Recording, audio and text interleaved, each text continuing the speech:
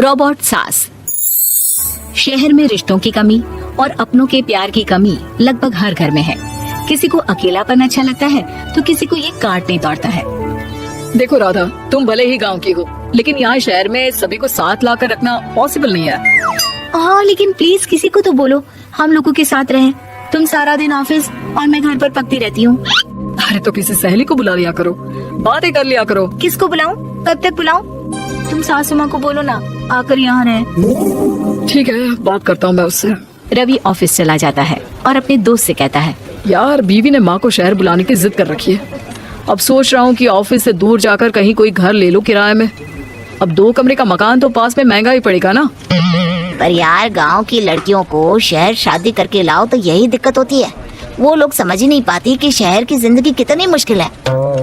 सबकी अपनी अपनी परेशानी है। अब मेरे वाले को देख लो, माँ के ऑपरेशन के लिए 2 हफ्तों के लिए लेकर आया था। बीवी ने तो इतना हंगामा किया कि माँ को 1 हफ्ते में ही वापस भेजना पड़ गया। सोच रहा हूँ कि माँ को फोन करूँ और कहूँ कि आ जाओ। क्या पता सास की चिक चिक सुनकर वो भी माँ को गाँव भेज दे। आखिर औरतें तो औरतें ही होती है ना। किसे सास के साथ रहना पसंद होगा। बात आई गई हो जाती है। राधा रवि के पीछे एक बार फिर पड़ जाती है। वो 210 वाली है ना? हाँ क्यों, क्या हो गया उसे? उसकी सास कल आने वाली है। बड़ी खुश थी कि वो अब दिन भर बच्चे को सास के पास रखकर घुमा फिरा करेगी। लेकिन हमारी तो किस्मत ही फूटी है। हमारी सास कब आएगी कि ये सुख हम भी ले सके?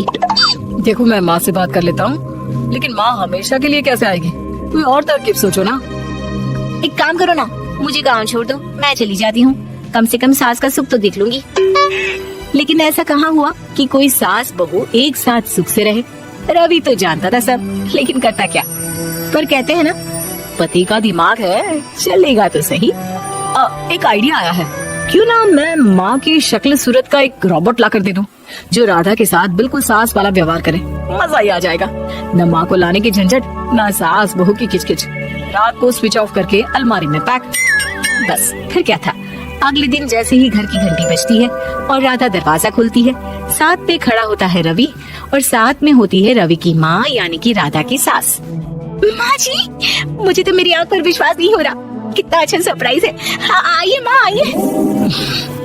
मुझे भी अच्छा लग रहा है। मैं भी खुश हूँ, मैं भी खुश हूँ, मैं भी खुश हूँ। दरअसल रोबोट सास की बैटरी ढीली होने के कारण वो एक वाक्य को रिपीट करने लगती है। माँ जी इतनी खुश है कि बार बार दोहराए जा रही हैं कि खुश है, खुश है। मैं अभी पानी लाती हूँ। राधा पानी लाने जाती है कि पीछे से रवि सास की बैटरी टाइट कर देता है और ऑर्डर का प्रोग्रामिंग ऑन कर देता है। पानी लाओ, चाय लाओ, खाना लाओ, मेरे बाल झाड़ो, मेरे कपड़े धो, मेरी चप्पल कहाँ है, लेकर आओ। अरे ठीक है माँ जी, सब ला रही हूँ। मैं जानती हूँ रवि आपको प्रोग्रामिंग करके लाए ना कि आप मुझे तंग कर दे और मैं आपको जाने को बोल दूँ। नहीं माँ जी, इस बार मैंने भी कमर कस रखी है। प्रोग्रामिंग कैसी लैंग्वेज यूज कर रही हो? माँ का रोबोट थोड़ी ना है जो मैं प्रोग्रामिंग करूँगा।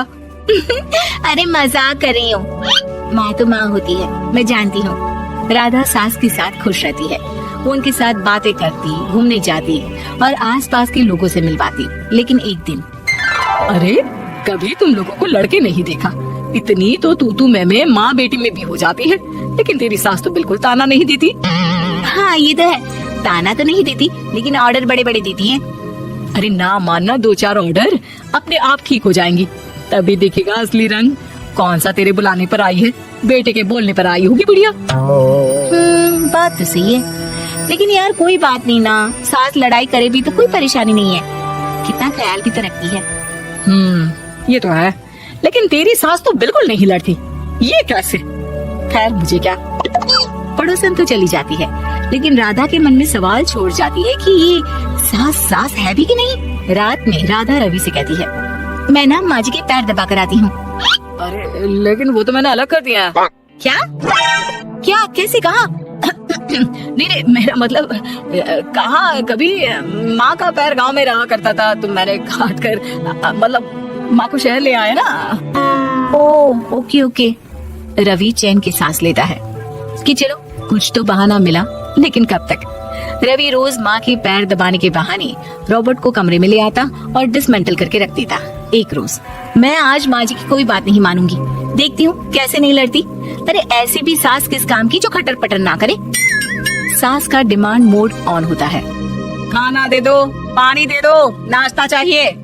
लाई माँ जी। मैं ना देने वाली खाना पानी। लेकिन समय बीतता जाता है। दोपहर और फिर शाम और फिर रात। बहू सास को कुछ नहीं देती, लेकिन रॉबर्ट सास कुछ नहीं कहती। रात को जब रवि घर आता है, राधा रो रही होती है। अरे क्या हो गया?